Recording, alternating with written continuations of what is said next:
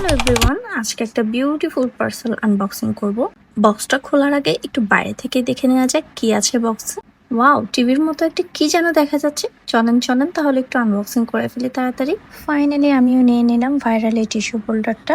ভিডিওতে পিন্টারেস্টে একটা লুক দিতে আমি নিয়ে নিলাম এই 2-in-1 টিস্যু হোল্ডারটা।